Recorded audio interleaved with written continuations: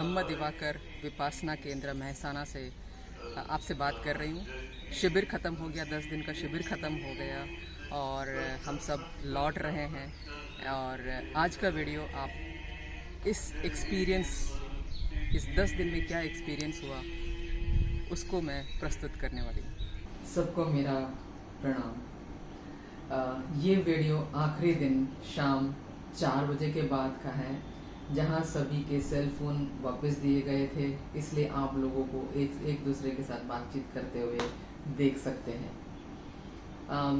यदि आपके मन में विपश्यना में जाने का विचार आया है और यदि आप नए छात्र हैं तो आगे बढ़ें। लिंक से आप सिलेक्ट कर सकते हैं और ये मैंने एक लिंक जो है सेंटर, अलग अलग सेंटर का है, पूरे इंडिया का ही है।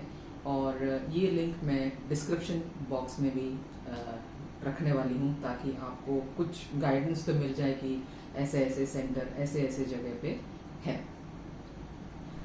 इस लिंक में आपको आंध्र प्रदेश, अरुणाचल प्रदेश, बिहार, छत्तीसगढ़, गोवा, गुजरात, हरियाणा, हिमाचल प्रदेश, लद्दाख, कर्नाटक, केरल, मध्य प्रदेश, महाराष्ट्र, मिजोरम, उड़ीसा, पंजाब, राजस्थान, सिक्किम, तमिलनाडु केंद्र मिल सकते हैं। तेलंगाना, त्रिपुरा, उत्तर प्रदेश, उत्तराखंड, पश्चिम बंगाल, अन्य केंद्र आप गूगल कर सकते हैं और ढूंढ सकते हैं, क्योंकि सब कुछ मैं यहाँ नहीं दे सकते, इसलिए आप कुछ तो गूगल कर सकते हैं।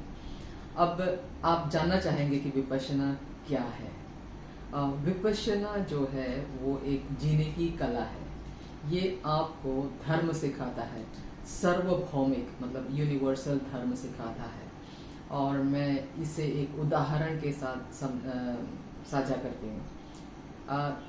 ये एक यूनिवर्सल सत्य है कि सूर्य पूर्व से उदय होता है और पश्चिम में अस्त होता है। पृथ्वी सूर्य के चारों ओर घूमती है, इसलिए हमें लगता है कि सूर्य पूर्व में उगता है और पश्चिम में अस्त होता है। और ये हर इंसान के लिए, हर देश के लिए ये यूनिवर्सल ट्रूथ है। हालांकि ऐसा कोई देश नहीं है जहां सूर्य पृथ्वी के नेचुरल रोटेशन के अनुसार पश्चिम में उगता है। सूर्य का धर्म अंधकार से प्रकाश की ओर आलोकित करना है और इसलिए इसे सूर्य कहा जाता है, नहीं तो कुछ और भी कहा जा सकता था। विपश्यना 10 दिवसीय आवासीय पाठ्यक्रम है। बहुत जिज्ञासा होती है कि वे यहाँ क्या सिखाते हैं, क्या करते हैं। आपको आर्य मौन का पालन करना होगा, जिसका अर्थ है कि आप बात नहीं कर सकते, यहाँ तक कि आंखों से या तो एक्शन से भी नहीं। इस दुनिया में हर कोई शांति और सद्भाव चाहता है और मेरे हिसाब से यहाँ यही सिखाया जाता है, शांति और सद्भाव कैसे पाएं और प्राप्त करें। भले ही हम अपने जीवन में शांति की कामना करते हैं, लेकिन ऐसी परिस्थितियां होती है जहां कभी कभी जाने अनजाने में संघर्ष उत्पन्न हो जाता है। हम सभी जानते हैं कि हमें क्रोध नहीं करना चाहिए, लेकिन कोई भी हमें यह नहीं सिखाता कि क्रोध कैसे ना करे। यही यहाँ सिखाया जाता है। कैसे हर नेता मिलजुल कर रहना सिखाता है, जीवन में नैतिकता सिखाता है, सत्यनिष्ठा होनी चाहिए ऐसा सिखाता है, ईमानदारी होना चाहिए। पर कैसे नहीं, कोई नहीं सिखाता। कौन सिखाता है? मेरे यह भ्रम था और यहाँ आने के बाद ये भ्रम दूर हो गया, क्योंकि कैसे सिखाया। और हम परिवार वाले लोग हैं, तमाम उथल पुथल के बीच ईमानदारी से, नैतिक रूप से कैसे जीना है, कैसे शांत रहना है, यहाँ सिखाया जाता है। मुझे यकीन है कि ज़्यादातर लोग दूसरों को और खुद को चोट नहीं पहुँचाना चाहते, फिर भी ऐसा होता है ना। ऐसे कैसे दूर किया जाए, यहाँ 10 दिनों में सिखाया जाता है। आपको एहसास होता है कि अगर आप किसी को चोट पहुँचाना चाहते हो तो आप पहले खुद को चोट पहुंचाते हैं। जब आप स्वयं को दुख देते हैं तो आप अशांत हो जाते हैं और फिर दूसरों को अशांत करते हैं। ये 10 दिन आपको आयुर्वेदिक दवा की तरह बेचैनी को जड़ से खत्म करना सिखाता है। विपश्यना आपको ये भी सिखाती है कि व्यक्ति अपने आप में परिवर्तन कैसे ला सकता है। ये 10 दिन का कोर्स आपको सिखाएगा कि आप बेचैन क्यों हो जाते हैं। जब आप कारण जानते हैं तो उससे दूर करना आसान हो जाता है। एक उदाहरण बताती हूँ। उसने मुझसे अप्रिय बात की, मैं बेचैन हो जाती हूँ कि वह ऐसा क्यों कैसे बोल सकती है, और आप बेचैन हो जाते हैं। हालांकि हम जानते हैं कि इसका असर नहीं होना चाहिए। ये 10 दिन यहाँ आपका मार्गदर्शन करेंगे और ध्यान केवल सामान्य सांस लेने पर है और कुछ नहीं। जन्म से अंत तक सबकी सांसें अपने साथ रहती है। ये आपको सिखाता है कि शरीर में संवेदना को कैसे देखना है, ये कब आती है और कब जाती है। मूल रूप से इन 10 दिनों में ये आपको जागरूक कराता है कि मनुष्य के बेचैन होने का क्या कारण है, फिर मानव जाति की भलाई के लिए काम करें और जिससे हृदय की शुद्धता हो जाती है। ये मेरे अनुभव थे और मुझे इसे अमल में लाना है। अब यदि आप विपश्यना करने में रुचि रखते हैं तो आपने जिस केंद्र को चुना है वहां से अप्लाई पर क्लिक करें, ऑनलाइन आवेदन पत्र भरें और जमा करें। आपको ईमेल के माध्यम से पुष्टि मिल जाएगी। विपश्यना शिविर में भाग लेने वाले सभी लोगों को पाठ्यक्रम की अवधि के लिए ईमानदारी से निम्नलिखित 5 उपदेशों का पालन करना चाहिए। It is mandatory. पहला है किसी जीव की हत्या से बचना। दूसरा, चोरी से विरत रहना। तीसरा, सभी यौन गतिविधियों से दूर रहना। चौथा, झूठ बोलने से विरत रहना। पांचवा, सभी प्रकार के नशे से दूर रहना। फिर प्रार्थना, पूजा, उपवास, धूप जलाना, माला गिनना, मंत्र पढ़ना, गाना आदि इस दौरान बंद कर देना चाहिए। किसी भी ध्यान, अन्य ध्यान और उपचार या आध्यात्मिक प्रार्थनाओं को भी निलंबित कर देना चाहिए। धार्मिक वस्तुएं, माला, स्फटिक, ताबीज आदि को केंद्र में नहीं लाना चाहिए। यदि अनजाने में लाया जाता है तो उन्हें प्रबंधक के पास जमा कर दिया जाए। पाठ्यक्रम के दौरान किसी बाहरी संचार की अनुमति नहीं है। सेल फोन और अन्य इलेक्ट्रॉनिक उपकरणों को प्रबंधन के पास जमा करना होगा। आपात स्थिति में कई मित्र या रिश्तेदार प्रबंधन से संपर्क कर सकता है, जिसका नंबर आपके पास हो ही जाएगा। पाठ्यक्रम में कोई पठन या लेखन सामग्री लानी नहीं है। पुरुषों और महिलाओं का पूर्ण अलगाव बनाए रखा जाता है। एक बार कोर्स शुरू हो जाने के बाद ये सलाह दी जाती है कि बीच में ना छोड़ें, क्योंकि ये छात्र के लिए मददगार नहीं हो सकता। यदि आपको गंभीर स्वास्थ्य समस्या है तो आप पाठ्यक्रम शिक्षक से संपर्क कर सकते हैं। आचार्य एस.एन. गोयनका जी कहते हैं, जब आप ऑपरेशन थिएटर में हो और डॉक्टर आता है और आपका ऑपरेशन शुरू करता है और ऑपरेशन के बीच में आप डॉक्टर को कहते हैं कि बस डॉक्टर अभी मेरा ऑपरेशन मत करो, मुझे अभी ऑपरेशन नहीं करना, और आप बाहर चले जाते हैं, क्या होगा आपका? ये विपश्यना जो है आंतरिक क्रिया है, आंतरिक ऑपरेशन है। विपश्यना को चरण दर चरण सिखाया जाता है। पाठ्यक्रम के अंत तक प्रत्येक दिन एक नया चरण जोड़ा जाता है। यदि आप जल्दी चले जाते हो तो आप पूरी शिक्षा नहीं सीखते और तकनीक को आपके लिए काम करने का मौका नहीं देते। साथ ही गहन रूप से ध्यान करने से एक कोर्स प्रतिभागी एक ऐसी प्रक्रिया शुरू करता है जो कोर्स के पूरा होने के साथ पूर्णता तक पहुंचती है। पूरा होने से पहले प्रक्रिया को बाधित करना उचित नहीं है, इसलिए पूरे 10 दिनों के कोर्स में भाग लें। कोर्स का टाइम टेबल इस प्रकार और इसे यथासंभव पालन करें। सुबह 4 बजे मॉर्निंग वेकअप बेल होगा। 4:30 से 6:30 बजे तक सुबह हॉल में ध्यान होगा। 6:30 से 8 बजे तक ब्रेकफास्ट और ब्रेक।